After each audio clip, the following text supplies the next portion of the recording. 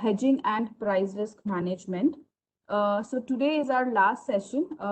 We started this session last earlier, in the on the 21st of August, and this was a three-series session wherein we were tried to bring in expertise from all different set of stakeholders. We started off with an academician from IAFT to give you an understanding from a theoretical perspective of why this entire concept of hedging is important. And then we had Mr. Sumit Gupta, who is an Ivy League and somebody with a very rich experience from the industry, uh, with a lot of experience from the poultry and feed industry.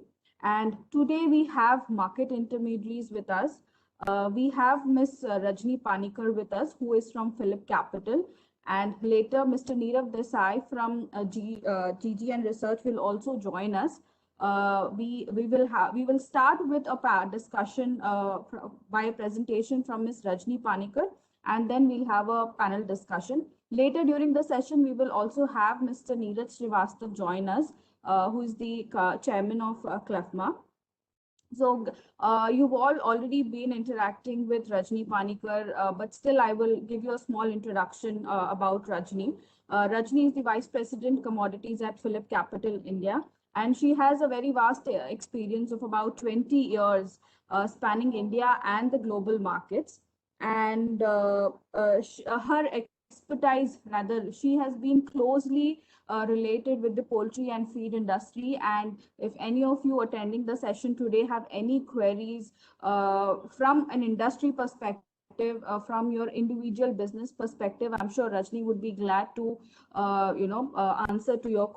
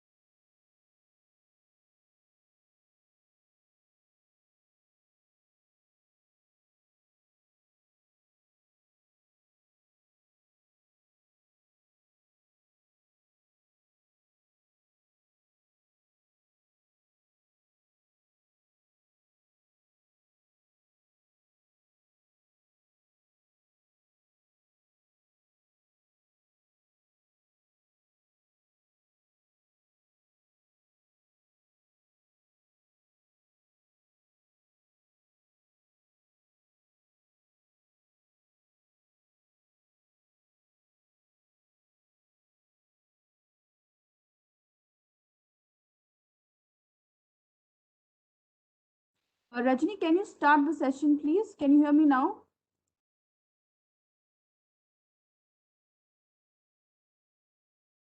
Yes, can you hear me now, Bopalni? Yes, yes, yes.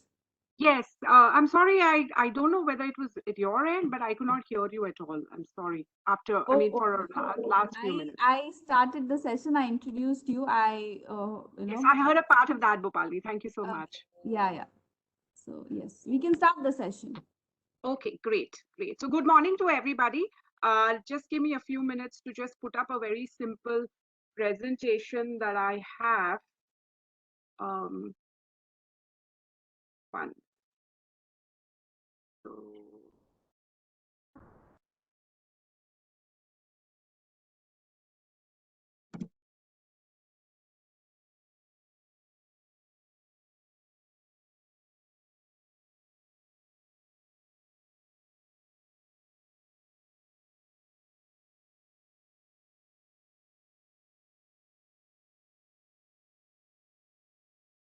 yes.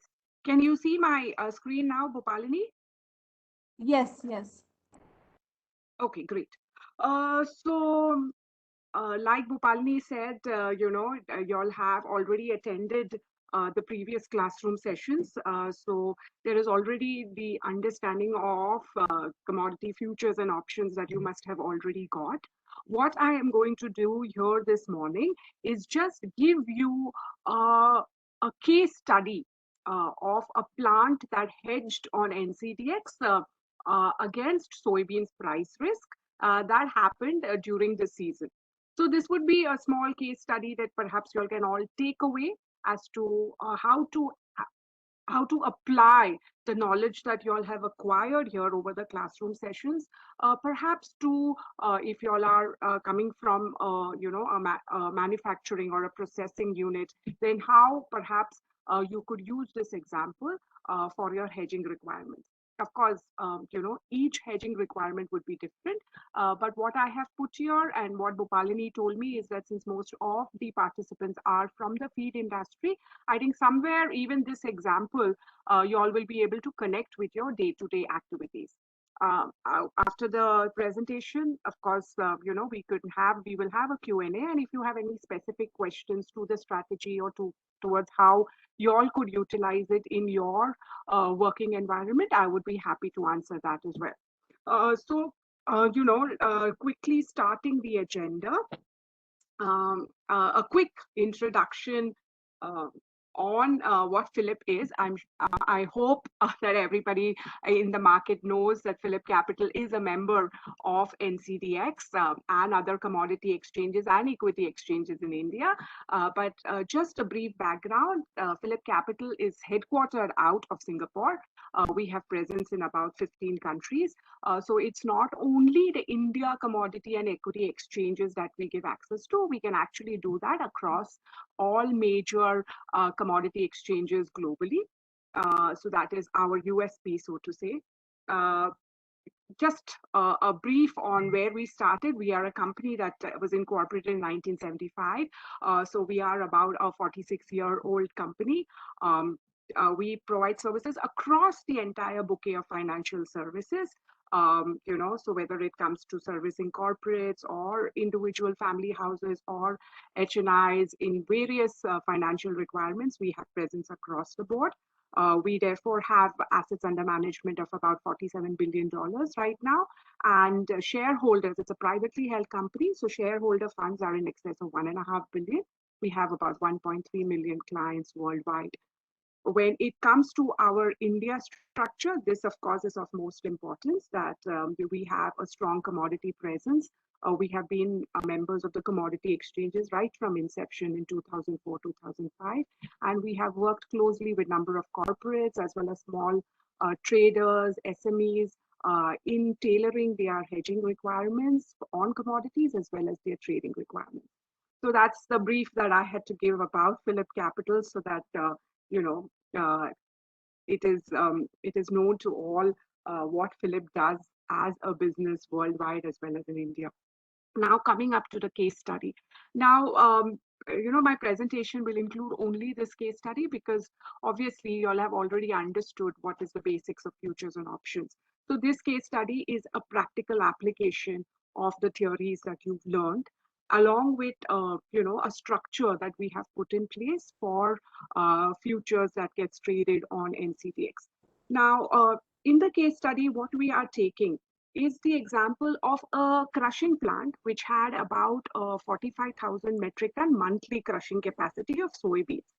And somewhere in October of 2000 and somewhere in about October of 2020, I think I got the date here wrong.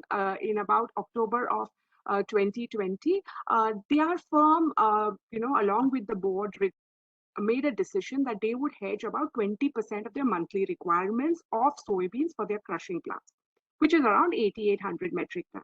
Now, they based this decision on two factors. The objective factor was that, you know, the way October of 2020 was, the way the monsoons had spread out, it looked like that the supply of soybeans, both in India and at that time, even Argentina strike was going on, and globally, there was a supply tightness.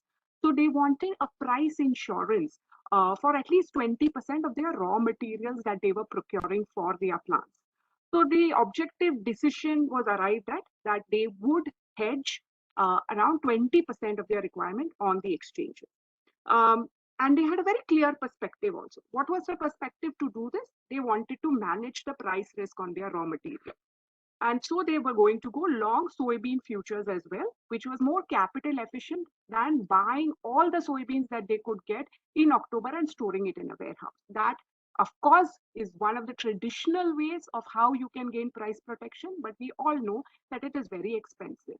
So their perspective was to get the same thing, get price insurance, but to do that, they were going to buy soybean futures on the exchanges. So these are the two perspective and objective that they came to the exchange uh, with for their hedging requirement.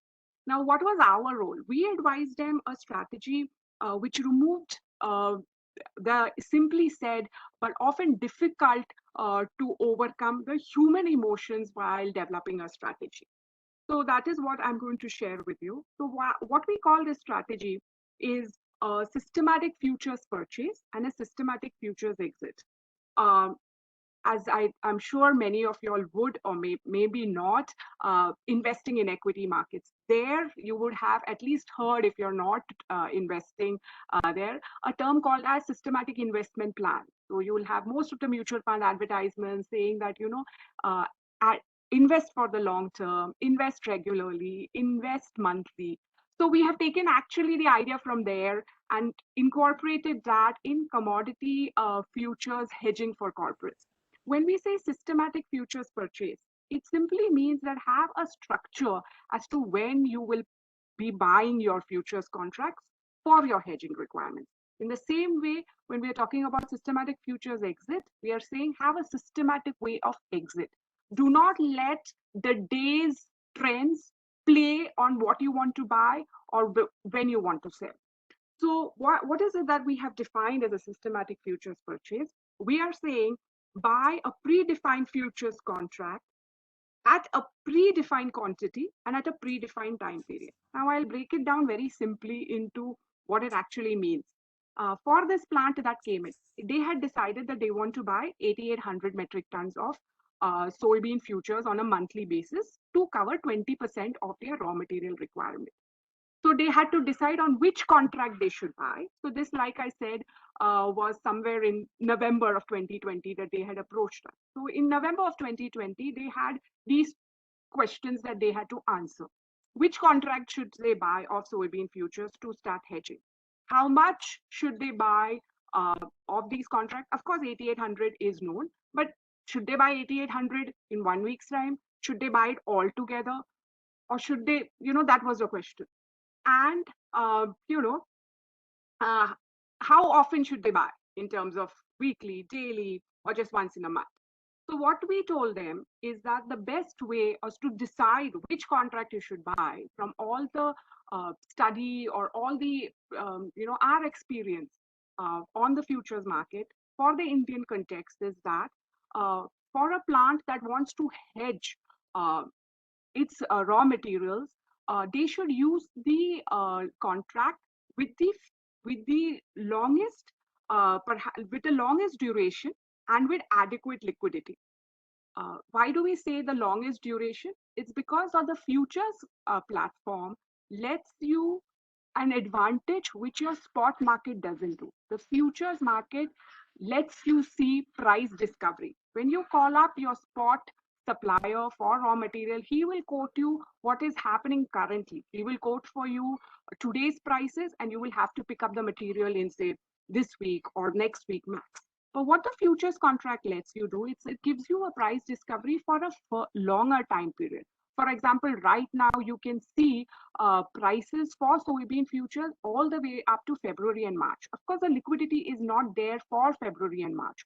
But is there enough liquidity today in September in your October futures? The answer is yes. There is about more than 20,000 metric tons open interest for the October futures. But in September, do you see liquidity in your November futures? I'm talking right now, as in at yesterday's market close. Yes, there is about 11,000 metric tons of open interest.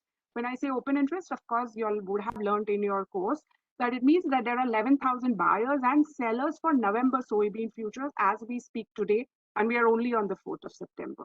So the uh, this is perhaps the most strongest feature of a futures market, that it lets you do price discovery. And as hedgers, This advantage is what you should leverage maximum on. The fact that it gives you a price discovery for further months, and that price discovery you can use to lock in a price for your raw material, uh, as far as even November, sitting in September right now, that is an advantage that you should incorporate in your hedging strategies. So to this plant, we said that you're here in November, you should perhaps start buying your January soybean futures because that gives you the furthest price discovery and with adequate liquidity. How much should you buy? Since it is decided that it's going to be 20%, there is a number that has come out, which is 8,800 metric ton. We advise to buy daily. And it's as simple as taking 8,800. If there are 20 working days divided by 20, so buy 440 metric tons every day.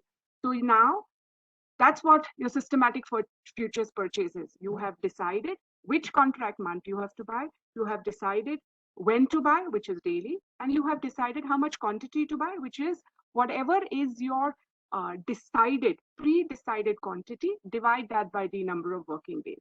Why do I say that we should simplify this into such a structure? This way, you are taking the advantage, like I have discussed, not only of the price discovery, but you are also putting the advantage of averaging into this strategy. It removes the emotions of buying a low, selling high. It is simply saying that we will buy a fixed quantity every day for a fixed contract so that we are able to maximize this strategy basis averaging rather than timing.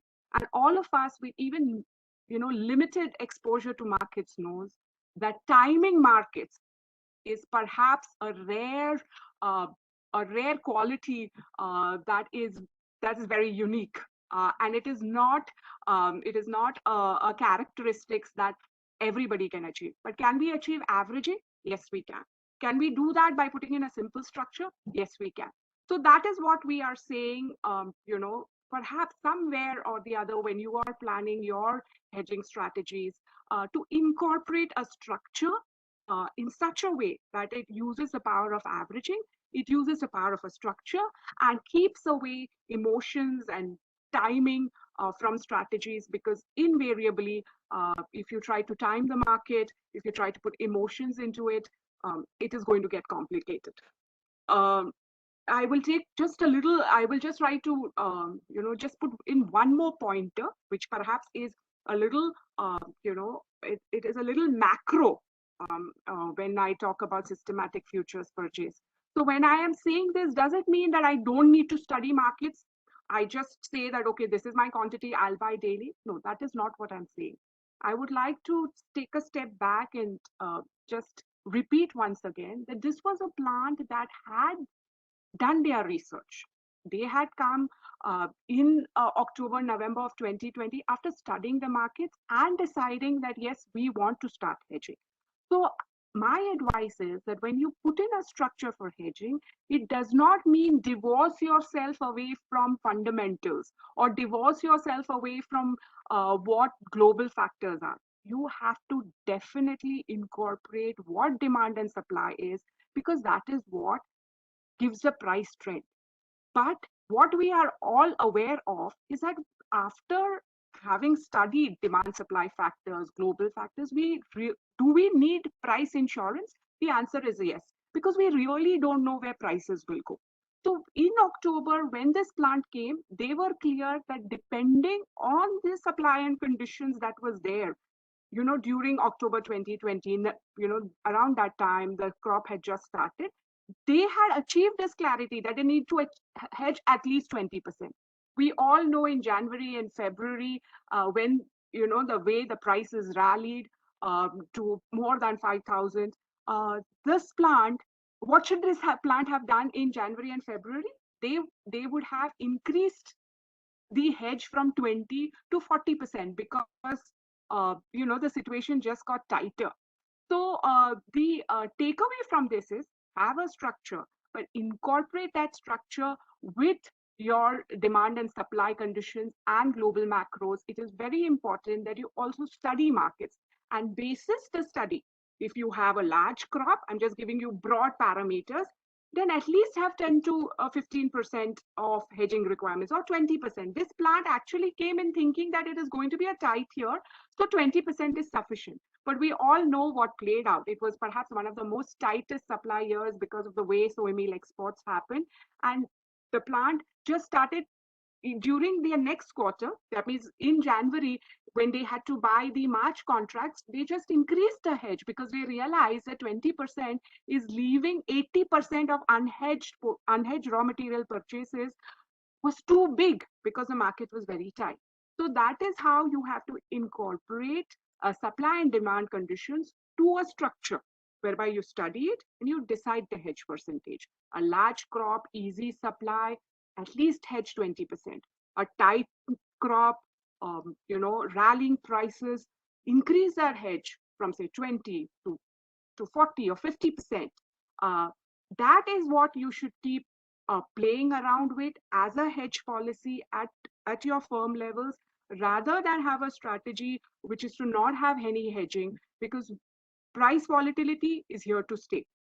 It has been all along. Even if you pick up a chart way back from say when the commodity future started in India, so if we take somewhere and liquidity build up, so even if you take a chart starting from 2010, you will just see that these daily volatility and therefore prices going up one month, down one month has always been there.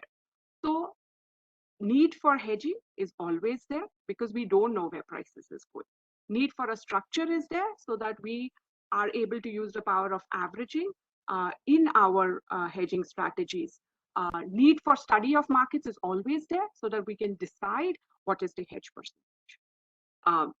So that is what a little background I wanted to give. Now coming back again to our case study. So this was what was decided that the plant would buy, which contract. And the same thing when it came to their exit. We said use the same averaging while you exit. So the expiry months, for example, because we started in November, they were buying the January futures. So when do they exit out of their January futures? We told them that, as you all would be aware after this course, that all contracts expire, all monthly contracts expire by the 20th of the month. So 5 days before the contract goes into expiry, there is something like tendering period, whereby all buyers and sellers, if you're a seller, you have to give delivery. If you're a buyer, you could get delivery. And during this 5 days prior to expiry, the market price discovery for that contract is basis the delivery of that contract. So you don't want to get entangled in that if you are not going to take delivery. So we advise that, to get a clear price discovery, perhaps you could start exiting on the first 5 days of your expiry month. So in January, exit by the 5th of the month. We have been questioned as to why the 5th, isn't it too early? Perhaps because you bought over 20 days, you're exiting in 5 days. So maybe when you exit, there would be, an impact cost. You might not get the right price. But what we have in the next slides is the price of an exit of the first 5 days. And the strategy has worked. We have used actual purchase prices for the SFP. In the slides ahead, I will show you. What do I mean by actual prices? That means in November of 2020, when we started purchasing January futures for this client, the actual, last traded price is what we have averaged to show you that this is the price that the plant was able to capture. When we have put as exit price, in the first 5 days of January, if you average the futures price, this was the exit price. And it is on public domain. You can go to NCDX website, pull out the futures contract and actually see. So we have worked with actual traded prices to give you a real life example of a strategy that was put in place. So coming back to the question, should it be more than 5? Should it be 10 days? Yeah, we can work around that. But we have worked with 5 days exit, and we have been able to establish that the hedge was efficient enough to give you, price protection, to give you protection against price gains. So that is what SFE is. It's an exit in a structured way. Now, just to give you perhaps a little clarity on how the calendar looks. So this is how, In November, you will be buying the January contract. That is what your systematic futures purchase would mean. Buying a January contract, and the quantity and the periodicity, how it has to be purchased, I've already explained. The exit will be in the first 5 days of January, and so on and so forth. So in February, you'll buy an April contract. You will exit in the first 5 days of April, and so on and so forth. That's the screen that you can see. It's that simple once you put that way. I just thought that I will put also how the calendar looked for this plant, just to see on a day-to-day basis how it would look. So this is what the plant was doing, depending, because it was not 20 working days, it was a little lower. So the plant was buying 460 metric tons of Jan soybean futures every day. So by the last day of November, they had a purchase price fixed for January futures. Now, this is something that in your businesses will help you to plan your capital expense for your raw materials. Of course, this season was a unique year where prices rallied 50-60%. But even if we take away this year, you would perhaps all have experienced that how your capital expense projection just went all haywire because prices jumped 15% in 2 months' time. So this is what hedging does for you. Right in November, you have been able to fix a purchase price for 20% of your raw materials. And with that, you are now protected against any flat price rally. What do I mean by flat price rally? That means currently, if your prices of November futures is around 6,500 and you've been able to capture, in September, by the end of September, 6,500 as the price for my November futures purchases for 20% of my requirements. Once you have that captured by going long futures, you are protected if prices of soybeans rally from 6,500 to 7,500 or to 8,000. What you are just left exposed is any difference between the futures prices and the spot price. So you get protection for all flat price rallies, which means that if prices go from 6,500 to 7,500 in futures, you have completely gained that price protection. But at the same time, if your spot prices at that point in time, right now, November is not even getting quoted. But in November, if your spot price, for example, is 7,800, then you will be left exposed to that difference between 7,500 and 7,800 of 300 rupees a quintal, because you have not been able to capture you've been able to capture the flat price, but if the difference, if there is any, if your spot rises more than futures, then that is what is called as basis risk. You cannot capture basis risk, but you are able to ensure gain protection for any flat price raise. I'm sure everybody is questioning, but what if I have captured 6,500 of November futures and prices go down to 5,500? Very valid question. I think that is a question that comes up in everybody's mind, because everybody is answerable to their respective boards, to their respective management. Then the answer also lies in your hedging strategy. You have hedged, say, in this particular example, 20% of your requirements. The remaining 80% is unhedged. So if prices fall from 6,500 to 5,500, then obviously your futures will make a loss of 1,000 rupees. But the 80% that has not been hedged, you will be able to cover that at lower prices. That is what your hedging strategy has to be. It has to be a balance of your unhedged portfolio and your hedged portfolio. Your hedged portfolio is, of course, decided, which I already said, on a few parameters, on supply and demand conditions, on factors that you want to hedge, which are all policies that you have to make. But the unhedged portfolio is where, if your decision on the hedging has gone wrong, that is what will give you the cushion. So in my examples ahead, I have clearly put that statement that it is actually a zero-sum game. What you are here is not to make profits. I think that is where the entire hedging strategy get a bad name, or hedging gets a bad name, because somewhere the lines get blurred between hedging and between trading.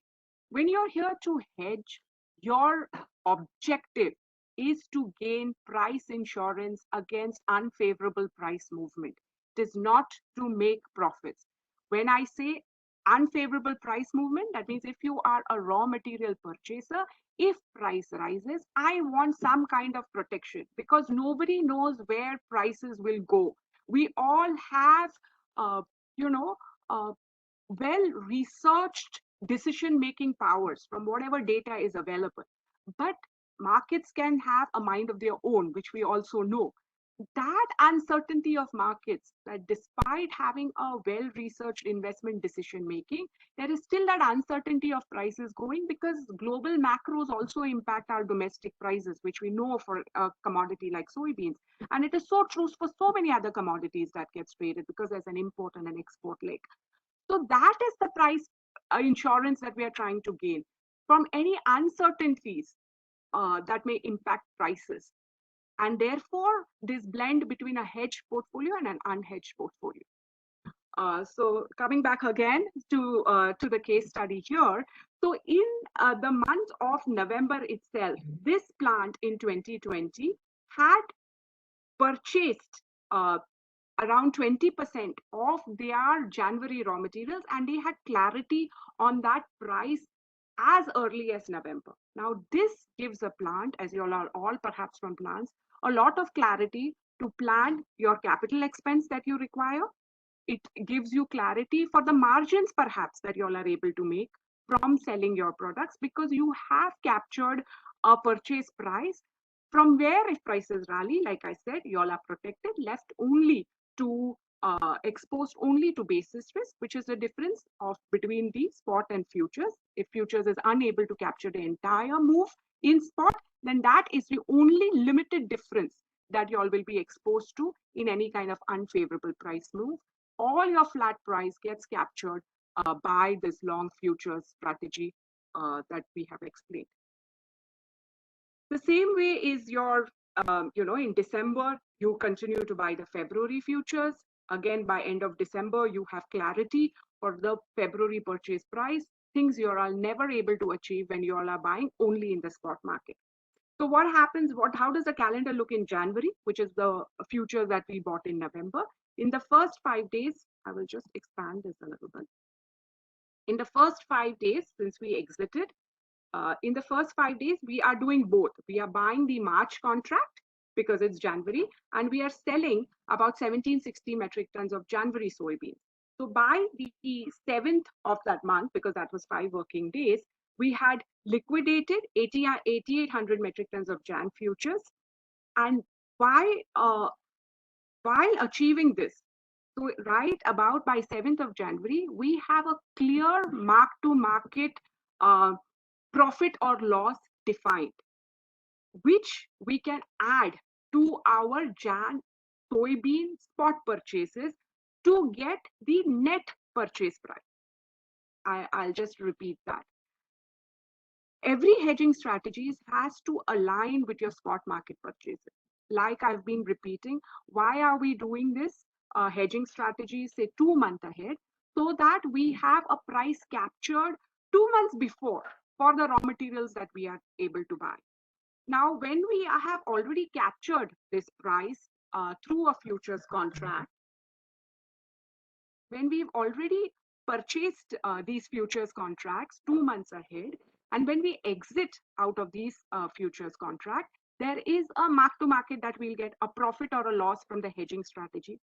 This loss or profit of the hedging strategy, we have to, if it is a profit, in January, you're actually now buying your soybean from your spot market. You have to minus that profit that you got from your hedging strategies to arrive at a net purchase price. In the same way, if there is a loss that has happened because you bought lower and prices fell down, then your purchase price, whatever January soybeans you're buying, you will have to add that loss on your purchase price. This is also one of the important things of your hedging strategy, which is aligning your hedging book to your physical purchases. These two cannot be separate. They have to be combined for you to get the for you to be able to exhibit and display the full benefit of a hedging strategy. So when you hedged your soybeans in November itself for January, just a minute, huh? Just a minute, I'm sorry.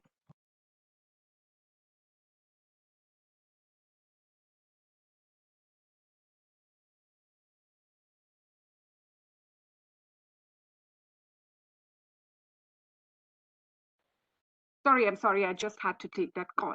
Right. So what I was explaining is that the you have to be able to merge your hedging book with your physical purchases.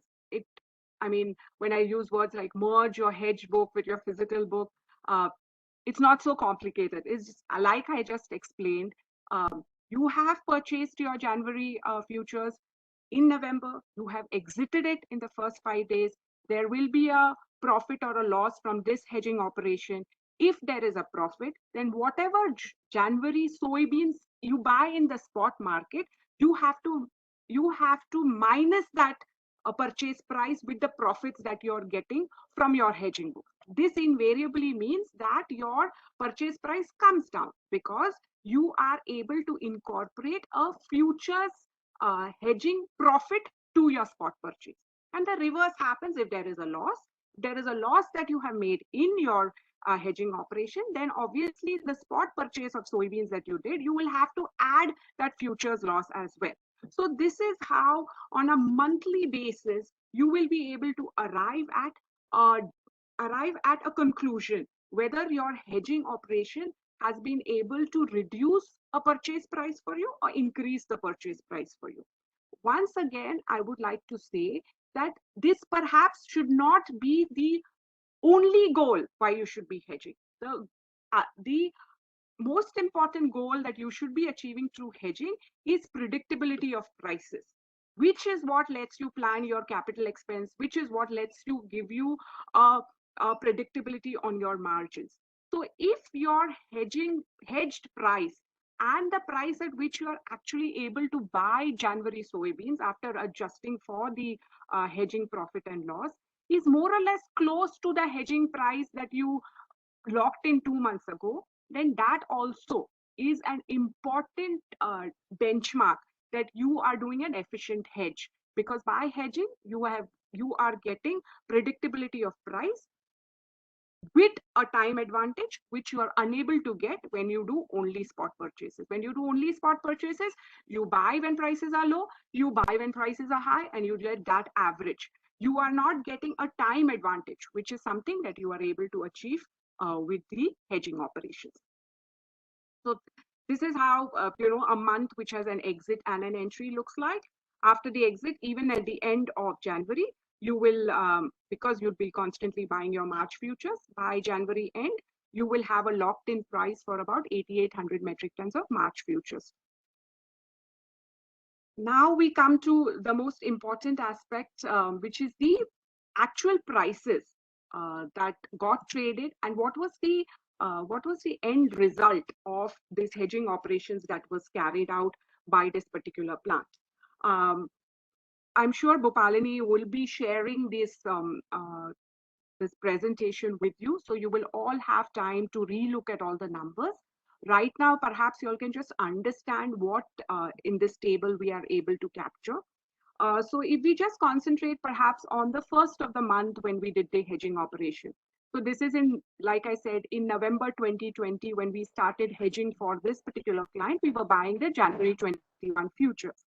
And in November end, when we did this SFP purchase, that is buying January every day of the trading month, of the trading day in November end, this is the price of January futures that we were able to capture, 4,395.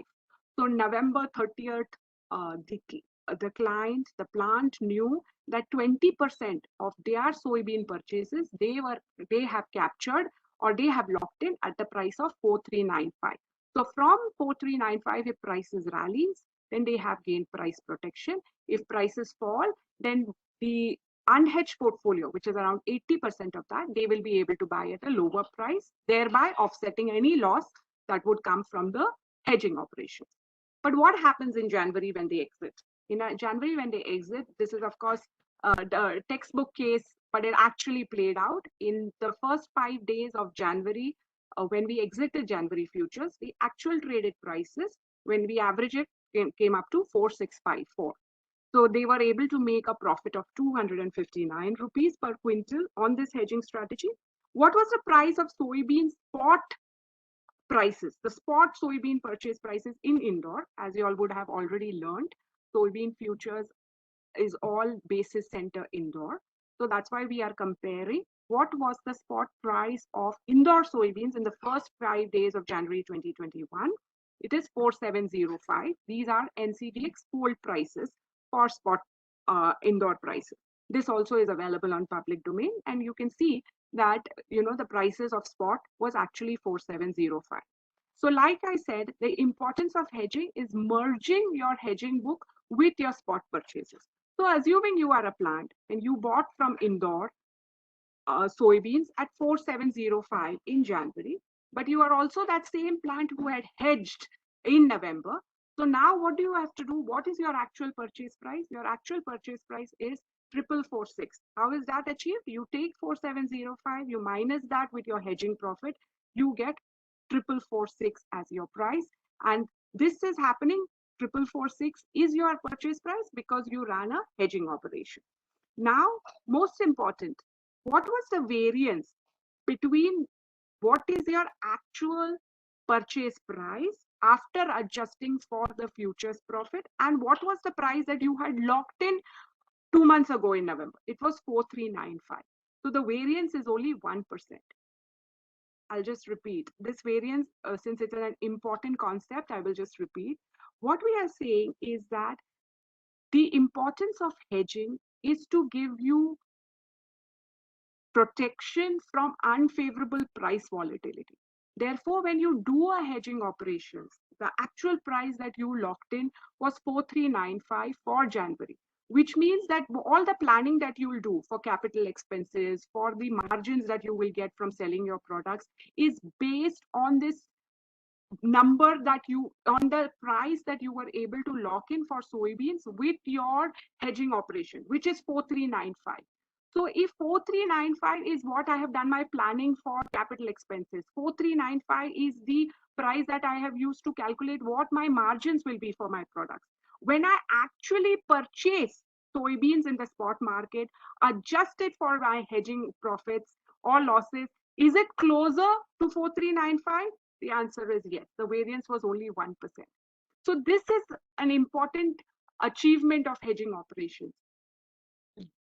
Ironing out the price volatility that we otherwise see without hedging, which is when you just buy when prices are low, you just buy when prices are high. If you average that out, you can all go and do that exercise of your spot purchases and you'll see that, it's quite sharp. The fluctuations are quite sharp. With a hedging operation, if we are able to lock in a price and the actual price when we buy spot from the spot, if that variance is less, then that is the key goal of a hedging operation. Now, the same, I have another table which shows without the hedge, what would be my difference in 2 months? That means in November is when I captured 4395, but in January, which is 2 months, down the line, the price actually went up to 4705. So the purchase price of soybeans went up 7% in 2 months, but on a hedge portfolio, the variance was only 1%. Now, this is an exercise that was done all through from January till June, and you are seeing that the maximum variance of a hedge portfolio is about 4% and the minimum is about 1%. But most importantly, without a hedge portfolio, you're obviously, I have another sheet as well. Perhaps 2021 is not the right year because prices were abnormally high. But just to give you a glance, during that really high months when prices jumped up to 7,600, 6,500, you were able to capture, April soybeans at 4,800 because you used the price discovery on the futures exchanges 2 months ahead to lock in this price of 4,800. In May also, when you were buying in March is when you started buying your May contract. So March end, you were able to capture a purchase price for soybeans in May of 5,370. And when prices actually in April and May went much higher, but you were still able to buy because of your hedging profits that you made at prices at 4,900 and 5,500, which had a variance of 4% from the hedge price. But without hedging, your purchase price in 2 months would have increased to as much as 36 to 42% in just 2 months' time. So this is what hedging does for you. It irons out the price volatility because you are being able to capture a price with a time advantage. The last column here is the actual gain on 8,800 metric tons. So it's nothing but, this price, like I said, C into 10, which is a multiplier, into 8,800. And through this hedging operations from Jan 21 to June 21, you were able to make about 42 crores. But that should not be the eye-opening number, is what I would like to repeat, because what it basically did, this is the last point that I always want you all to remember, that it is a zero-sum game, because the soybean plant's actual purchases for 8,800 metric ton, which is only about 20%, but had for the 8,800 metric tons they hedged on the exchange, they were able to get a M2M profit of 42 crores. But their unhedged portfolio, that for 8,800 metric tons, which is much larger, like I explained, it's 45,000 metric tons. But just for an apple to apple comparison, on the 8,800 metric ton, they were able to make from Jan to June an M2M gain of 42 crores. Importantly, I would like to say that all these prices and exit prices have been achieved through the systematic futures purchase and exit, which means they did not time the market, they did not put any emotions that array aaj upper circuit hai, buy nahi karte hai, aaj lower circuit hai. They did nothing of that. They just went ahead, purchased using averaging as their strength and using averaging even while exit. So that is, despite having a structured way of purchase and exit without any other interventions, they were able to capture the entire price move, making this M2M gain. But what is important is that on the other 8,800 metric ton, which was not hedged, that price increased by 51 crores. So with the hedge portfolio, they were able to offset that increase of 51 crores to just, of the 51 crores, that prices increased for 8,800 metric tons over this period. 42 crores they were able to cover from the futures hedging portfolio. So the incremental 9 is only what they got exposed to. And that 9 crores is, of course, because of the basis risk, because futures did not rally as much as the spot. But otherwise, the hedging operation was able to successfully capture for this plant the entire flat prices of prices rallying all through January till June, and it continues to do so. I also, of course, it will not be fair if we don't compare this. Had we done this in 2020, as in had we begun this operation in November of 2019, how would this have looked? Because 2021 was the year when prices really rallied and perhaps not a good benchmark. Here also, we were able to achieve the same thing through systematic futures purchase and exit, which is again using just averaging while buying, averaging while exiting, deciding on which contract to buy, which is a 2 month futures ahead contract. Even for the year from January 2020 to December 2020, we were able to do this when done systematically. Then the variance that we were able to capture, that means between the hedge price and the actual price, the variance was minus 2% to a maximum of 4%. So the variance was limited, whereas without a hedge, you see the variance going up to something like plus 12% to minus 10%.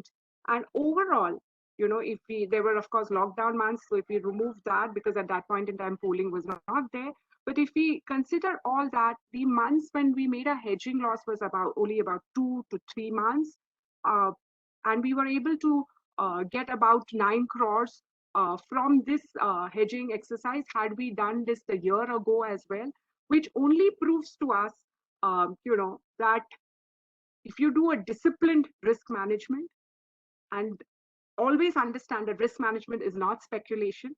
If we decide objectively the percentage to be hedged with the futures, the cycle to be followed, and exercise discipline while keeping a hedge book, lifting the hedge, most important, after your physical purchase is done. Uh, don't let greed dictate decisions. Then we are able to successfully achieve, um, a significant improvement in our procurement and an inventory program. And the key points that has to be always remembered here is to remove emotions from purchasing decisions, develop an objective market based on perspective and a strategy, seize the opportunity because the futures exchange is giving you a price discovery mechanism. And once again, if I have to repeat, it is about being disciplined, which is the key for all successful hedging operations. So that's what I wanted to add this morning. And if the numbers were a little overwhelming, don't worry. We will be sharing the presentation with you. You all could go ahead, check each numbers. If you have an issue, you can of course address it here. Otherwise, this is my contact details. I would be happy to answer your queries. That's all from me. Thank you. Thank you so much, Rajni, for so exhaustively elaborating with an example of what exactly hedging is. But before I summarize what you have presented today morning, let me welcome our panelist, Mr. Nirav Desai, who has joined us. He is from GGN Research. Very warm welcome to you, sir. Good morning. Nirav Desai is a managing director at GGN Research with profound pedigree and market connect. His understanding of the commodity markets is recognized not only by his clients but the industry at large.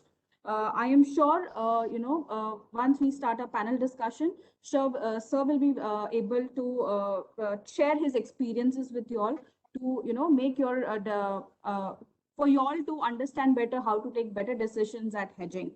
And to summarize what exactly Rajni has said, I think I was just reading something in the morning and I came across these lines.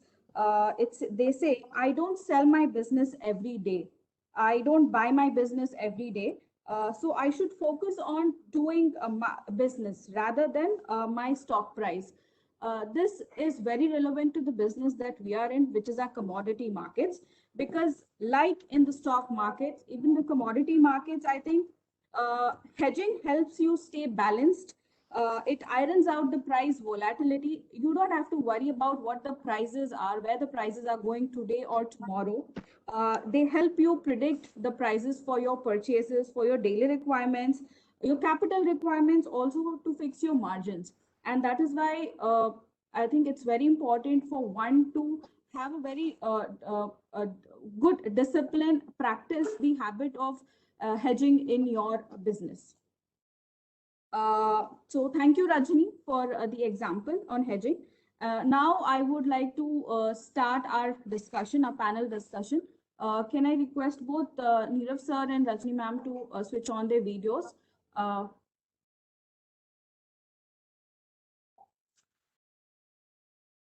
Yeah.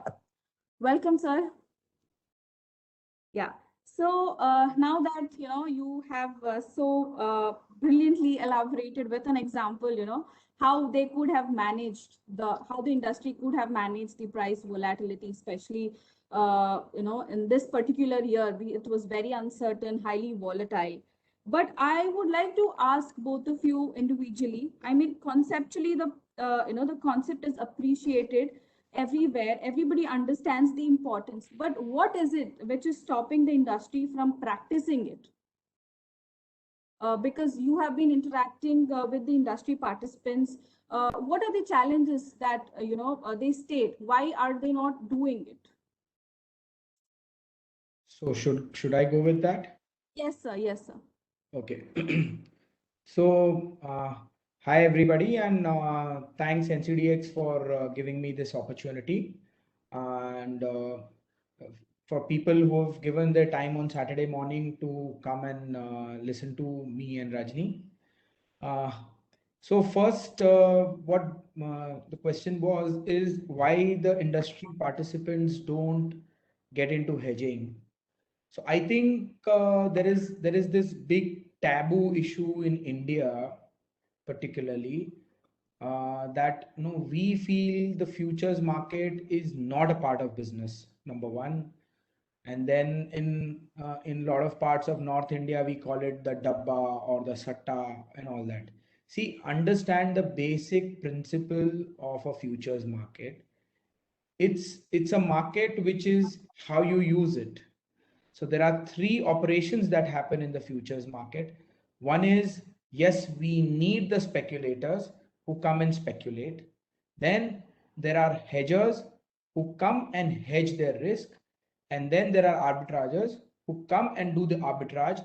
That could be calendar spreads, that could be intercommodity spreads, that could be a cash and carry, a lot of things. But that makes the complete market. The beauty about this is that this market benefits the most to the hedgers.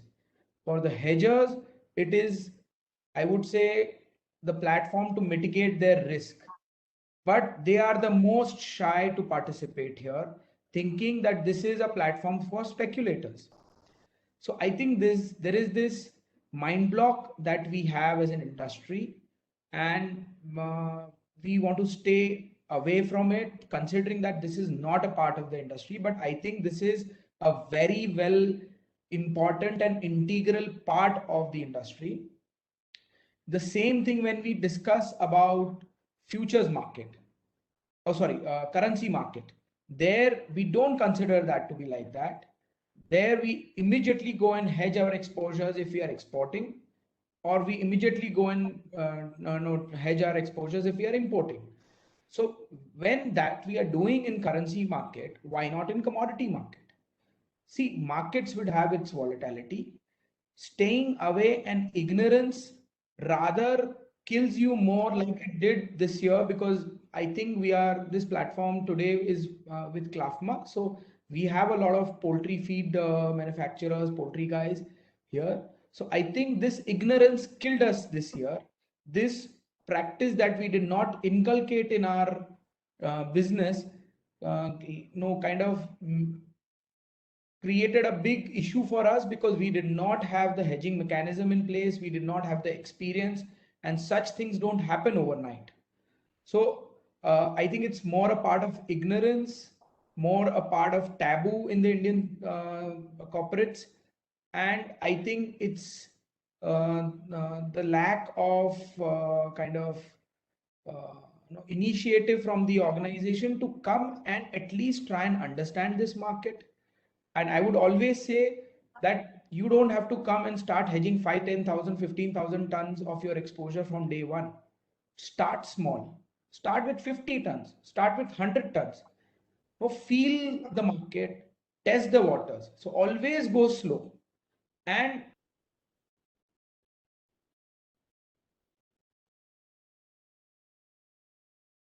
what I have seen is it takes them about 6 months to a year to understand the market, and then their I would say the management or their team is able to clearly understand how to use it. So I would just say that with today's discussion, all the participants should go to their management and just say one thing, that we have to start testing this market, we have to start kind of no enter this market on a very very slow note or a very small note, but we can't be ignorant about this market. That is what I would say. So, Rajni, following up to that, how do we address these, taboos that the industry has? How have you reached out to the industry to convince them that this is an important part of the business? You cannot keep this market away from their business. So, Bhupalini, I mean, the answer to that question is perhaps this example that I shared itself, when you are able to display to participants, and which is what, both as an exchange and we at Philip, we've done certain joint sessions, even for the poultry participants, and many would have perhaps been a part of those sessions as well.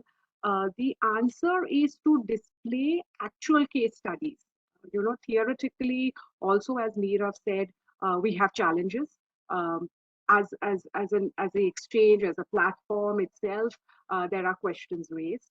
But once that step is crossed, then perhaps the next step that we have found over the years, corporates getting stuck is putting a structure in place.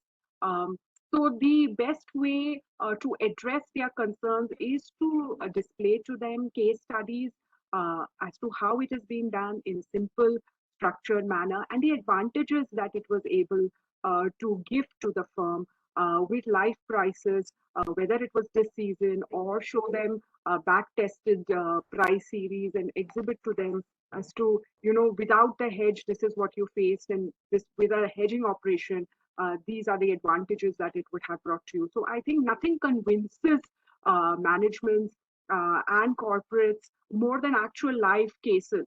So this is one of the tools that we have been using, putting in a strategy in place, back testing it at actual prices, and exhibiting it to corporates. And that definitely has resulted in getting their attention um, uh, to say that this is a vital part that we missed over the years. And had we done this, then this could be, we could have ironed out the volatility that we are facing regularly. So, these are the strategies that we're putting in place. And we have to be also as the exchange, as intermediaries, we will be at it, here to help you all out.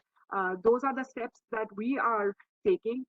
It's up to the corporates, like Neerav said, to go back to their managements, start in a way and try to integrate, which is what I was trying to put in my example as well. A hedging operation has to integrate with your spot purchases. It is a part of your procurement strategy as well. I think that link is missing, and that is something that we are exhibiting, and that is something that once the corporates are convinced, which I think we are definitely seeing changes, as we can see even on a Saturday morning, we have 28, 30 participants who are come here to learn, to understand. There's definitely the need that is felt, and we are doing our best to make that journey for them meaningful and give them a value proposition by sharing such examples. Thank you, Rajni. This is to Neerav. What are the major, lacunae or the policy gaps that you feel need to be bridged from the exchange side and to connect basically the industry and the exchange, and also from the regulatory side? No, I think uh, exchange has started well. I would say this is the first step of bridging the gap, and that is starting these knowledge series. Basically, this gives an opportunity for the companies that are willing to understand that, and rather than just kind of going straight and opening an account, if they get a better understanding from the exchange platform and from these kind of webinars where you have some kind of professors who are coming, and then there are some other trade participants that are coming, and the final, which is actual people who are day in day out hedging or hand holding the hedging. uh, I think this is a very good step that has started, but this will have to keep on continuing. And I feel here we have participants who have been maybe designated by the top management to just go and understand this. We should have series where the top management is also involved, or the middle level management is also involved, so that we give an opportunity for companies which are shying out, companies which are you know, finding ways, or finding how they can understand this market. So I think this thing is very important. And this is just the starting, I would say, for the exchange. If we do this process, I think we give a very good kind of preview of how this market works, giving them a feeler, like Rajni presented a case study, having a case study in hand, and then having a kind of interactive session. I would suggest after a while, we should take up questions from the participants. So if there is an interactive sessions, they will have their doubts cleared, and this is how I think their understanding of the market will increase. And the best thing is, the more the participation on an exchange or a contract, the more strong that contract becomes, and it cannot be easily moved by certain set of people. So, together as an industry, if we come and participate with more open interest, more volumes, we're going to make this platform more stable and more reliable for us. Yeah. Thank you, Neerav. I think I would like to also ask you one major question that even I come across when I interact with the industry participants is, the market is bearish. Why should I hedge? That is the most common question that comes. So I think in the last SEA webinar, I mentioned, see, hedging is like a policy decision.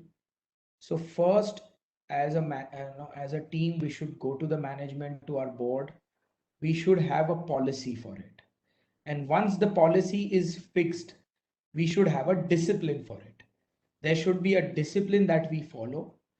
We don't know when and how markets are going to react. And with COVID, we see these kind of black swan events which nobody anticipated happened in like matter of just days. And it is not just India. I'll be sharing an experience. Around February 10th or 12th in 2019, I was in Europe, and the COVID outbreak happened in mid or end December in China already. It was about 2 months later I was there. And at the airport, they just asked people, anybody visited China in the last 10 days, just come aside. So till that time, even the Western world did not know how COVID is going to span. So we think India is bad? No.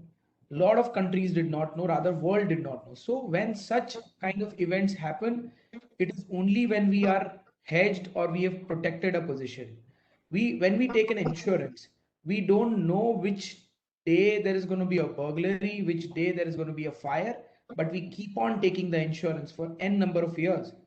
And then one day, finally, we feel that it paid off because there was a fire at our premises or there was a theft at our premises and we were covered. So it's a matter of policy that has to be first kind of be described or written, and then it's a discipline that has to be followed.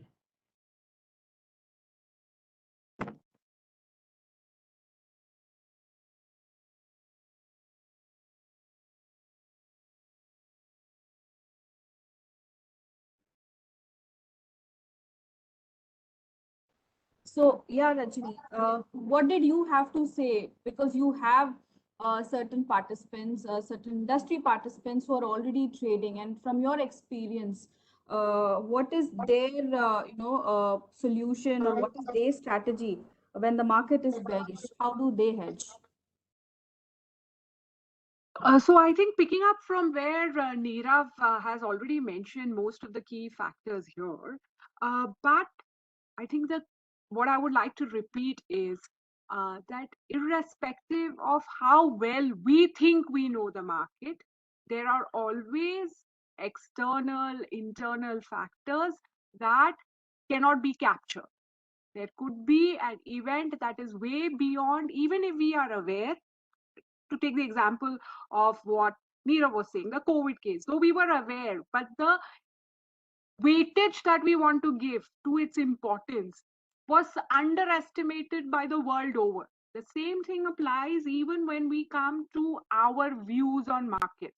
We might be aware of a factor, but we did not give it ample importance. And to bring it more closer to home, perhaps the 2 million tons of soy meals that we exported from October of 2020 to March of 2021 was underestimated by perhaps everybody in the industry to make our price projections on where soybean prices would go, as to the tightness that it would create, from March onwards, but perhaps underestimated by all. So that's so given such examples, whether it is closer, to the commodity or on a macro level, I think we can conclude that it is not always possible.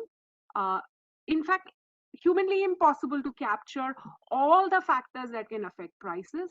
And given that commodities become 60-70% of our raw material purchases, um, cost of operations, to not have a hedging policy in place and just relying on spot purchases is going to be uh, an inefficient model of business, which is something that this year amplified. But I think every year that hits every corporate somewhere or the other.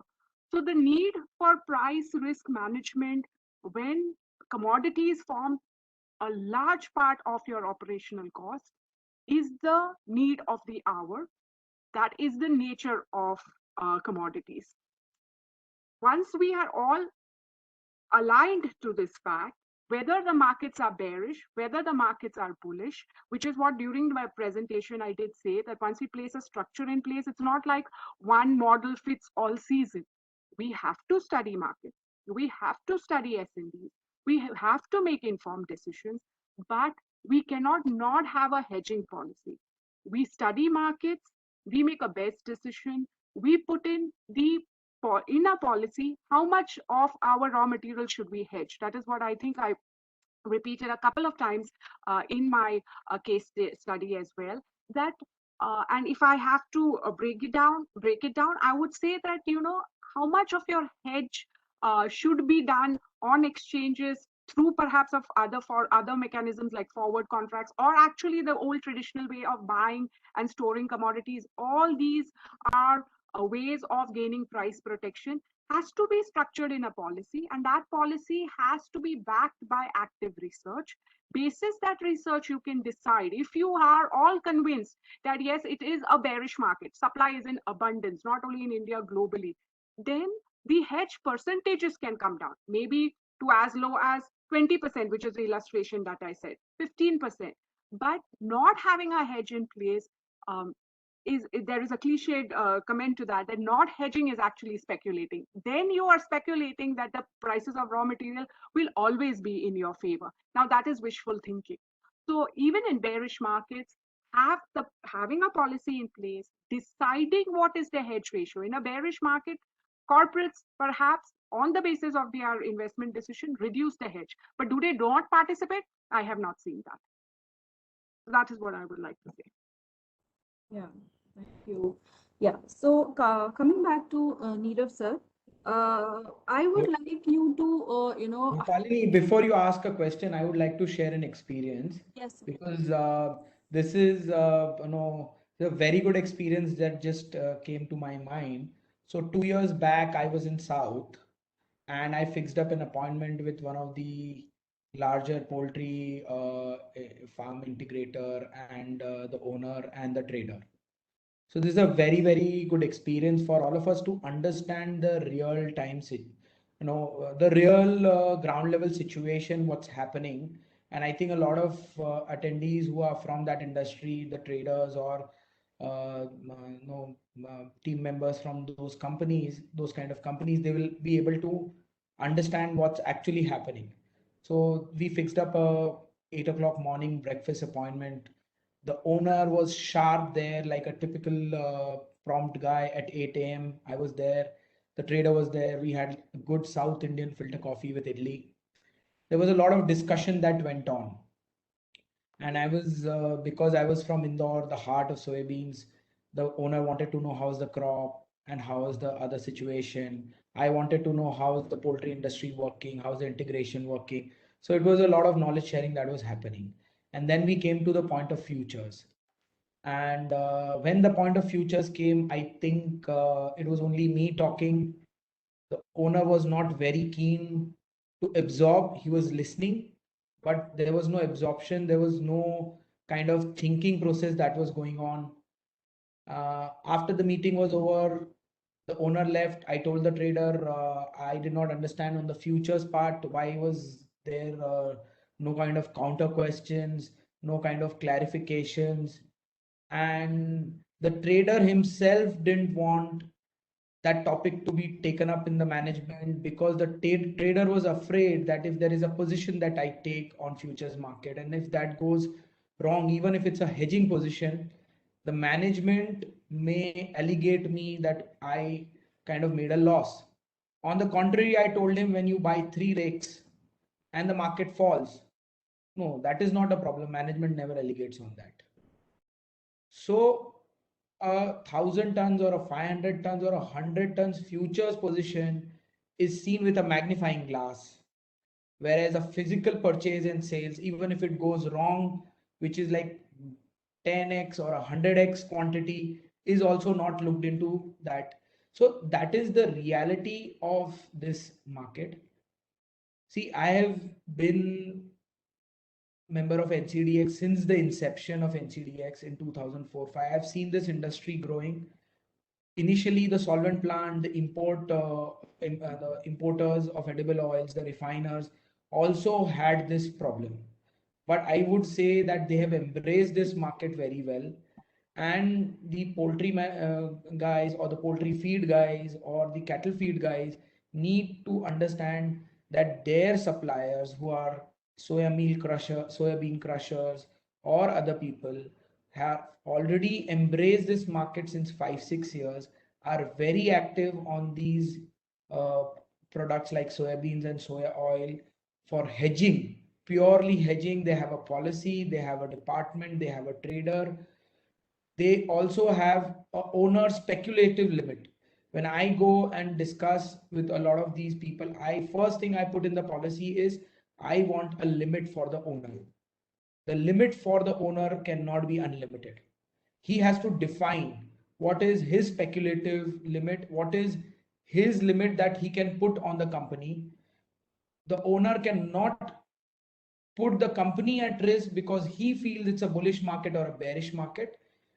If he feels that the market is bullish or bearish, he should have a limit of the exposure he can create. The rest should be handed over to the team of professionals who are looking at what is the long short situation of our company on the physical, on the futures, or maybe the raw material and the finished goods.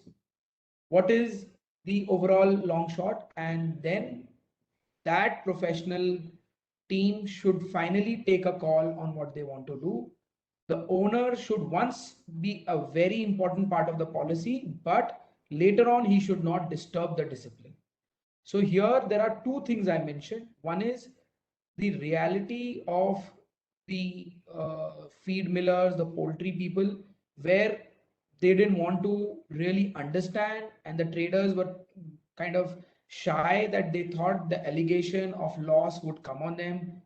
So from there to also important part is what we have seen in this whole maturity that this industry has gone in the solvent industry or in the imported refinery industry is that these owners initially took a lot of positions, but they realized that they have to put up a professional who's going to work very closely with the physical purchasers, maybe the physical purchasers of seed or the physical seller of meal, and try to estimate this, by the day end what's the open exposure, or every 2 hours or 3 hours if there is some big trade that has happened with them. If some solvent plant has sold a rig, the physical seller has to immediately report to the professional who's handling the hedging, and he should handhold with the physical purchaser of beans. And maybe if the rake has sold 2,800 tons of meal and the physical guy is able to buy 1,000 tons of beans, the 1,800 ton net exposure that is open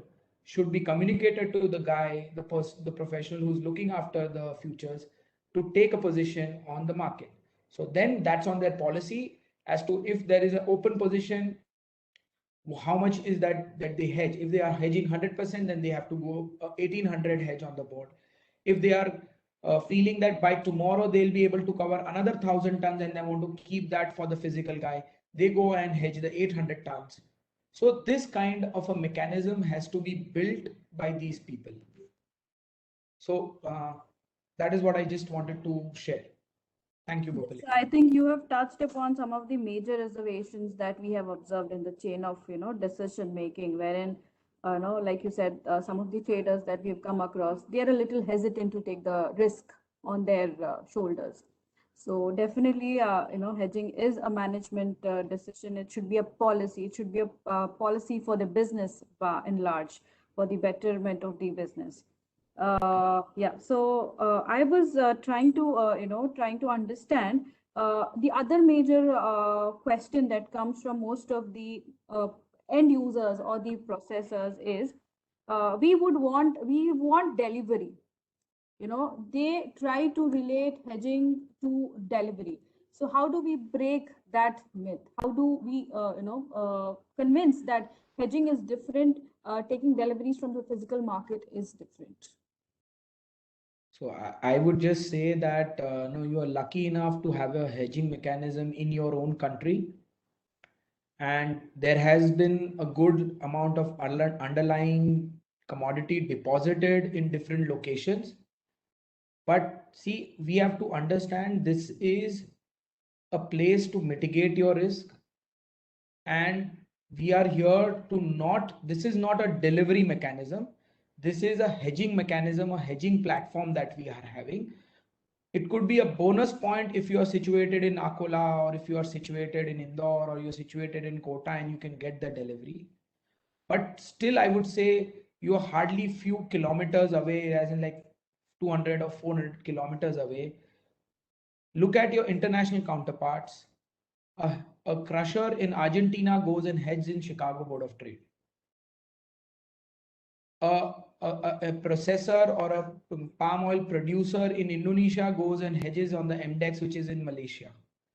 An importer in India for palm oil also goes and hedges on the MDEX sometimes. So people are using this mechanism for like much larger distances. For sure, a guy based out of Argentina will not be going and taking in deliveries in Chicago Board of Trade. So we have to understand that for us, rather, we are quite close to the location, and this will definitely reduce our basis risk. The basis risk, I think Rajni mentioned, is the difference that is there between the physical and the futures. Like there is a perception that we have when we take the futures position, but when we unwind the futures position and we buy the physical, we are not like 100% kind of insured with the price risk. It could be that the market in the futures has rallied by 500, but when we go and buy the physical cargo, from the hedging date we did to the actual unwinding of futures, the physical market might have rallied by 550 rupees or a 450 rupees. So there will always be this small, I would say, basis risk that is there, but the basis risk reduces when you have these futures which are more near to your place of delivery, rather than people who are taking, like today in Chicago Board of Trade, when the Argentinian crushers take a position, their basis risk is larger, but still they take such a big position. So that is, see, you can't have the exact solution to your problem, but this futures contract is giving you a very, very near to perfect solution, or a near to 90-95% of a solution to your problem, which I would say from international standard is a very good solution. Yeah. Thank you so much, sir. I think for clarifying that, this is a risk management wherein you decide your price than it being a delivery platform. I would also request the audience, if you all have any questions, you can post them in the chat. I will take it up with the Mr. Neerav and Ms. Rajni. We are open for questions as well. So you can post them in the chat box or you can directly ask the panel members as well. So I would also like to ask you, what role does research play in hedging? Because there are certain factors that one needs to, understand before you decide your hedge ratio.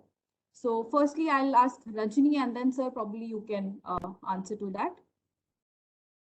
Right. So, Bhupalini, I think I have, even in my presentation, made it very clear that, it's not just the structures, the strategies that is important. It is also the investment, it's also the decisions that has to be made to put these structures into place. It just can't be an automated structure put in place without any understanding of the underlying supply and demand conditions. These structures, in fact, have to be built on that understanding of your underlying supply and demand conditions. Commodities is impacted not just by the crop cycles, a number of other factors, whether it's currencies, global factors, which impacts the export and import. So, I mean, I think I have made it amply clear that research is the backbone for all hedging requirements as well as investment requirements. That doesn't change the need for research. And even when you structure your hedging policies, you have to put into place a reliable decision making process. How will you arrive at, for a quarter, for example, how much should you hedge on the futures? How much would you perhaps just buy and store, or how much to forward contracts? All this also becomes part of that research, on the basis of which you will make these decisions. Of course, like we have said, it can't be 100% foolproof. Therefore, you require the hedging requirements. But I would say that it would be still a wise decision if you want to tinker around with your hedging ratios basis the supply and demand conditions. So, if when you ask that question of a bearish crop, a bearish market scenario, do we still need a hedge? The answer is, of course, yes. But perhaps you would require a lower hedge because of the research inputs that you're getting, which is of a large crop, and therefore locking in perhaps prices which have not fully discounted this large crop is not a very wise decision basis that research. And we should therefore, as a price insurance, have a lower percentage of hedge. I'm just giving you an example of how you can use research to streamline your hedge decisions on the exchange platforms or your other contracts that you would be using for your hedging requirements. When it comes to research, I mean, there are many third-party research services who do a commendable job when it comes to plant, actual crop surveys, weather analysis. We at Phillip also do provide research as a value-added service. But when I do my hedging strategies with my prospect corporate clients, I do tell them that, of course, we will be here to handhold you. We will be here to give you all that we know on commodities. But it is most important for you to also understand that maybe your boards, maybe your management could question that there could be a conflict of interest, because as your intermediary who would be putting in that hedging strategies, perhaps there could be a conflict of interest when we give you the research. So we also encourage, like I said, we do provide that research and we are always here to share our views, but to use a third party research services which is independent of any kind of any kind of intermediary services that they would be providing. Like I said, we at Phillip will also be your intermediary for your hedging execution.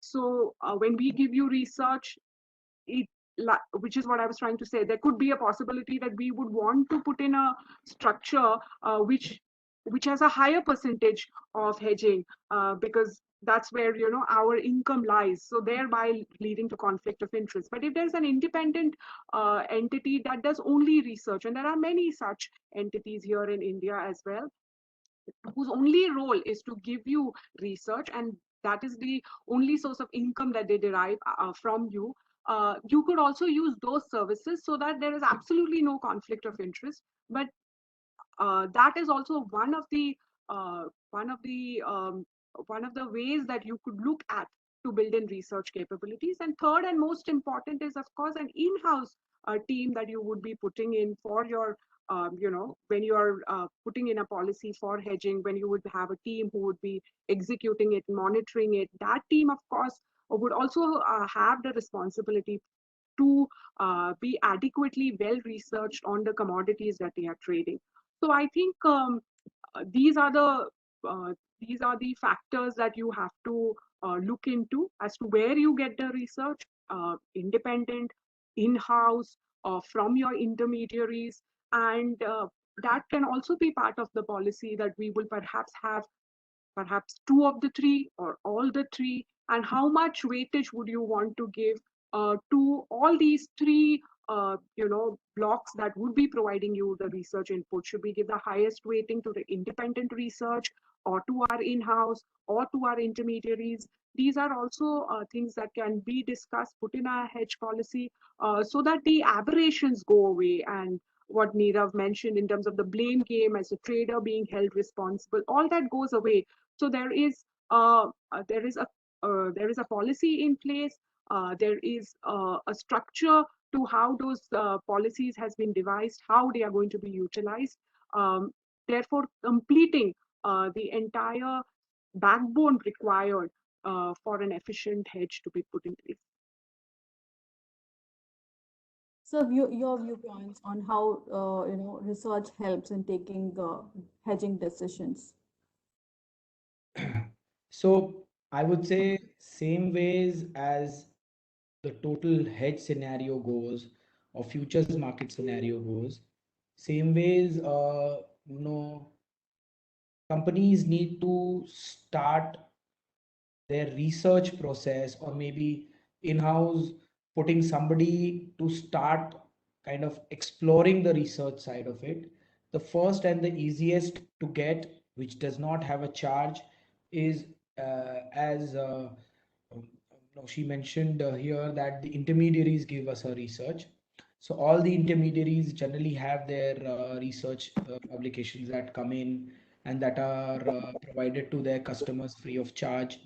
So that is where they can start from, but they should not stop there. There are national, international, and different kind of research agencies that are available, and they have different kind of cost structures and different level of I would say customization to generalization. So they should see and slowly get into that also. And eventually, if you are a big consumer, you definitely should have somebody in house also. But again, in this, as I said, this is a kind of, you have to start slow, but you have to get into this. And these are no basically the problem with our industry is no, we want to do things which are more tangible. I would say the poultry industry in particular was very uh, forward looking when they got into crushing themselves, which gave them the core knowledge of the crush industry. But I think at that time, or maybe in a year or 2 years, from those tangible things, they should have gone into some intangible things, which is maybe understanding the futures market, or creating some understanding about research and how research helps. So what happens is, no, tangible things have a lot of capex requirement. For us to understand these intangible things don't require capex requirements. Either they are more like putting a person, so it's just a cost of a person, or cost of two people, or maybe cost of subscribing something, or maybe traveling and understanding. But these things we have to understand. And again, when we go and look back to commodity markets, I think multinationals are a good, I would say, models to follow for us. And I would like to share with all of them that all the multinationals have their local research guys, have their research head sitting in Europe or in US, and they have a complete research analysis that they do for worldwide, country specific, and all that is shared with all the trading team concurrently on a regular basis. So the trader is equipped with all the information that is needed. It's not just about the crop in India, it's about what is the price parities of importing something from South America, or is there any flow? How's the export going to be this year for India? How is India plays in export market vis-a-vis the other exporters? What is the advantage of non-GMO that we are going to have in Europe and Japan? What is the advantage we are having of the bilateral trade agreements with Iran? Or this year when we saw there was a flip or a supply disruption in Argentina, which got us destinations like Vietnam, which was not there in our export list for so long. So these kind of situations will, if we are well aware of it, we'll be able to take our decisions much faster on a hedge policy or on a physical purchase policy, our view on the market, where the market is moving, why is it moving. No, we'll have much more clarity than feeling lost. So I would say these are intangible things. We have invested a lot in tangible things. I would say that there are these like hedging or research are intangible projects, departments, or small area of work that we have to put some people, some professionals in our company, and slowly we should build up our own expertise on that. Because if a management or a team does not have confidence on, say, how to hedge or know what to hedge or the research, I'm telling you they will not be able to come on these platforms with conviction. So they need to have that conviction, and to build that conviction they have to study, explore, test the markets. So all this, I would say maturity curve has to come in a period of 6 months, 1 year, 1.5 years. But this will need focus from management, from the team. And again, as I mentioned, the maturity of the company or the management has to be there. No, we should not have these blame games coming in and all these things coming in. If a proper policy is set, the traders will also not be alienated, the management will also be clear, the reporting system of all these things have to be very well laid down in the policy making, as to whatever decisions have been taken in the day have been reported to whosoever is concerned.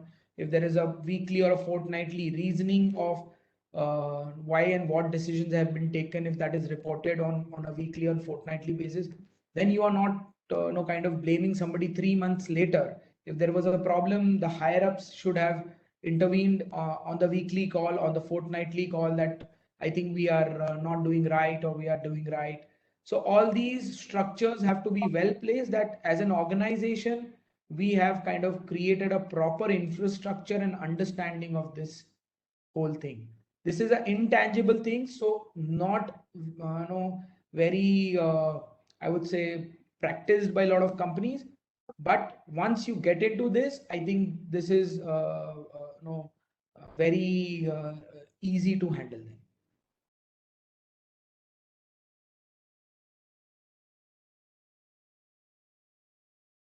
Yeah. Thank you so much, sir, for highlighting on the importance of research. I'd just like to break here for a minute. The chairman from CLEFMA is also joining us. He's having some just technical issue, so I'll just connect it.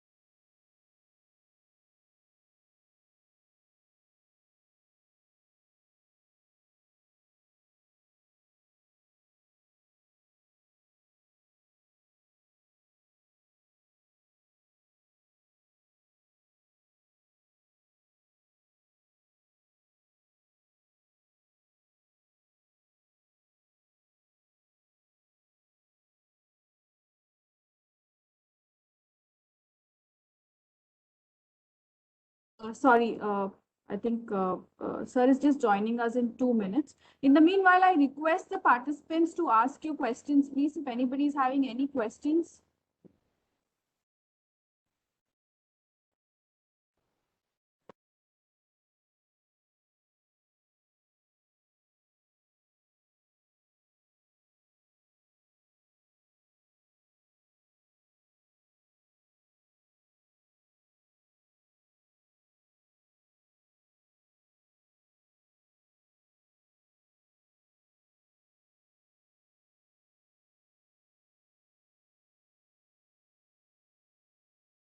Questions from the audience for the panel members, please. Anybody?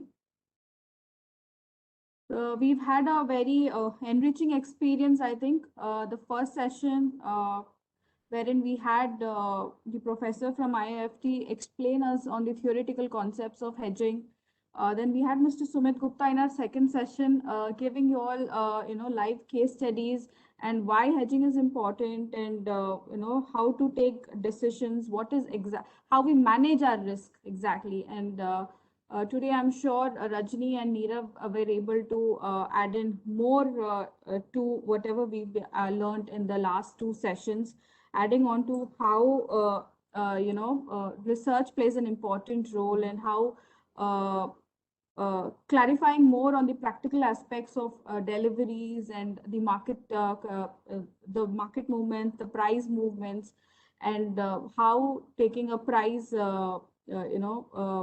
fixing a price, basically fixing our profits, fixing our margins, and being able to predict our working capital, is what we come across, what we understand by hedging.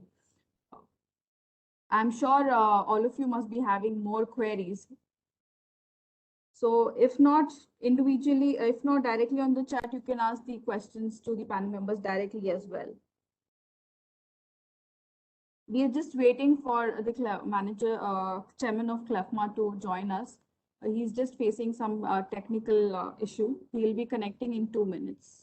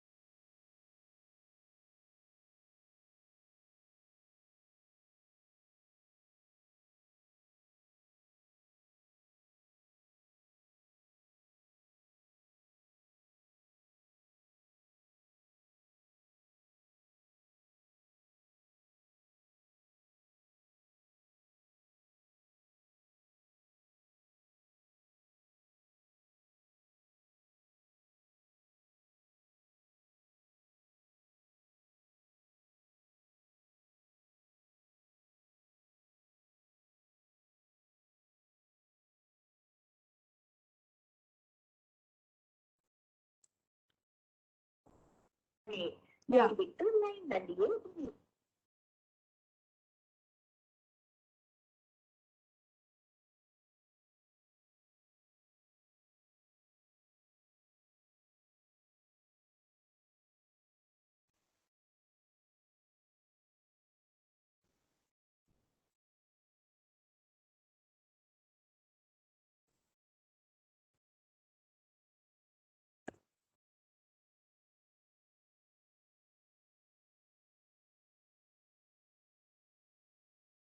Yeah, so I think we are not get questions. Have the panelists received any question?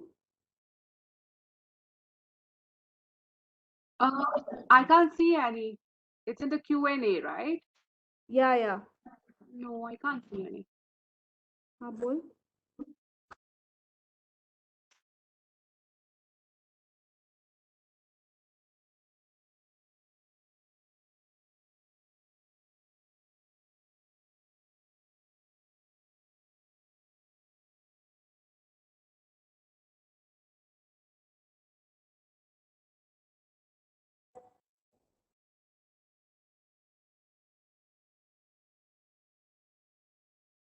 So Rajni, you can give your concluding remarks on the session. I think the sir is just joining in the meanwhile. You can give your concluding remarks on the session. I'm sorry for keeping everybody on hold. No. That's okay. I think we have tried our best to summarize whatever that you have been able to learn during these classroom sessions, the basics of futures, how to use it is perhaps what Neerav and me both tried to explain today. Um, we hope that we have left some key thought points for all of y'all to go back and think about when you all are back at your offices. And most importantly, uh, what we are of the opinion is that hedging, which remains missing from most commodity procurement strategies, we hope that through these classroom sessions, you will be able to incorporate that missing link to have uh, hedging mechanism, a procurement strategy that is more aligned to global best practices rather than what we have been following, which is just buying in the spot market. So that is the message that we hope that we've been able to convey to all of y'all. And in our interactions, we have indicated our contacts as well. So we are always a phone call or an email away, and we wish you all the best to incorporate hedging strategies into your already robust commodity procurement mechanisms. And we are always around if you all need any assistance. Thank you so much. Yeah. I think we have Mr. Neeraj Srivastava who has joined us from CLEFMA. He's the chairman of CLEFMA. Before sir will conclude the session, I request Neeraj sir also to give his closing comments on the session and the way look forward for hedging for our participants.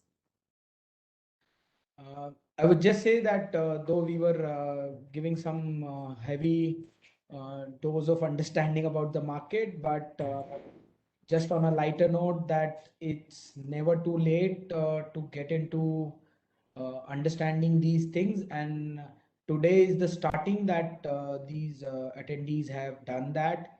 And I would just say that no, we should have a very clear plan for all this.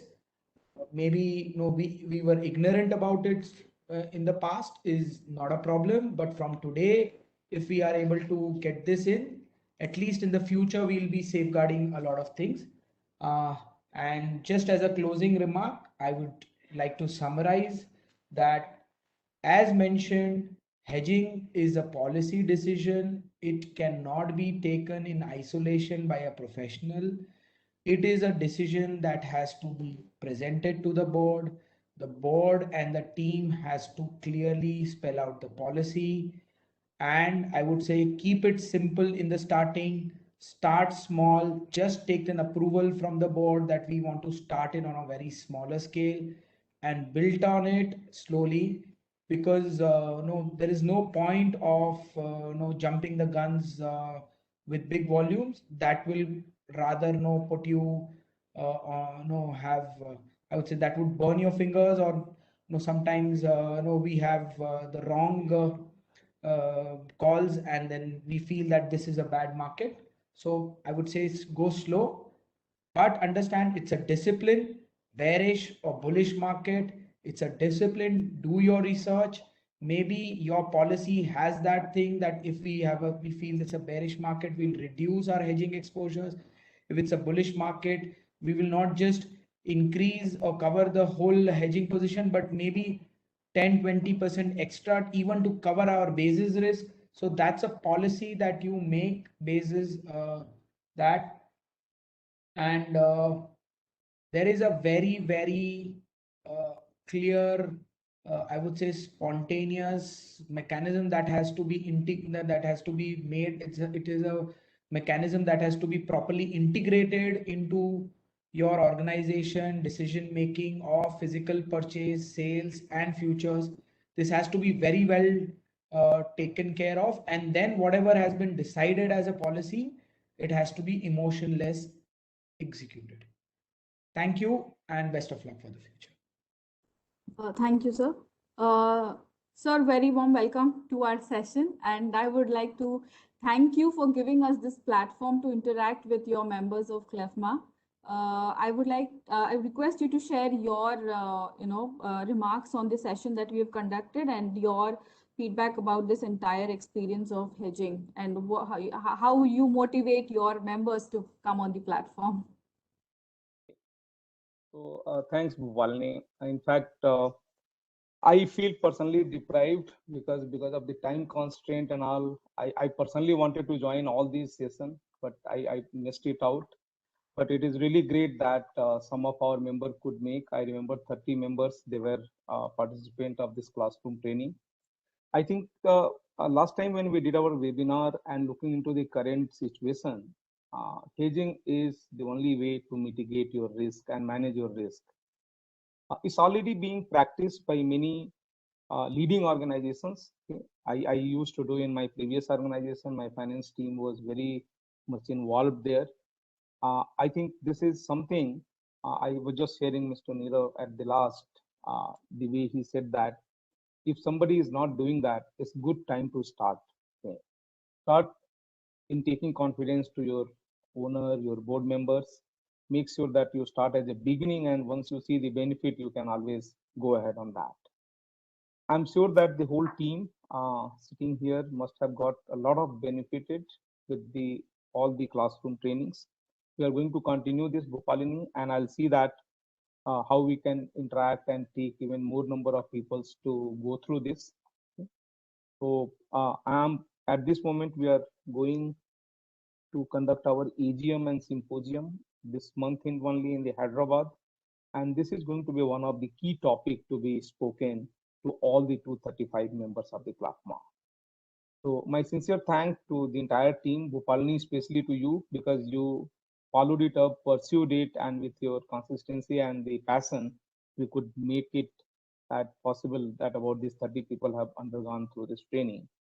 And again, Rajni madam, thank you so much for taking out your time and telling these people. Thanks to Mr. Nirav.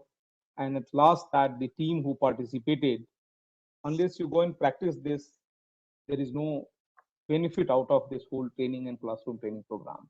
So make sure that whatever you have gained and you have learned in this 3 classroom training, start in a small scale even. People who are doing that is really good. People who are not doing it, is good time to do that. Yeah. Still, market is highly volatile. It is going to be like that. We need to learn that how we can minimize our risk, and hedging is going to be one of the big support and tool for that. So thanks everyone for your very active participation. The Bhupalini and team for making this possible. Thank you so much. Yeah. Thank you so much, sir, for joining in last minute and giving your valuable feedback to our participants. I would also like to personally thank Ms. Rajni and Mr. Nirav Desai for joining us on a Saturday morning and taking their time out and sharing their experiences with our participants. Last but not the least, I think all the participants who have continuously last 3 Saturdays have joined us. I'm sure they have learned, they have taken something out of these 3 sessions. And like I've said earlier, for all the participants who attended all the 3 sessions, we will be sharing a certificate of participation with them. Happy hedging. Hope to see you all on our platform soon. Yeah. Thank you, everybody. Thank you so much for joining us. And if Thank there you are so any much. queries, you can reach out to us. Rajni has shared her email ID. I will share Neerav sir's email ID as well. And my email ID is already there with all of you. So you can reach out to us at any point in time if you have any questions or any kind of queries. Thank you all and enjoy your weekend. Thank you so much. Thank Thank you, you. sir. Thanks, everyone. Thanks.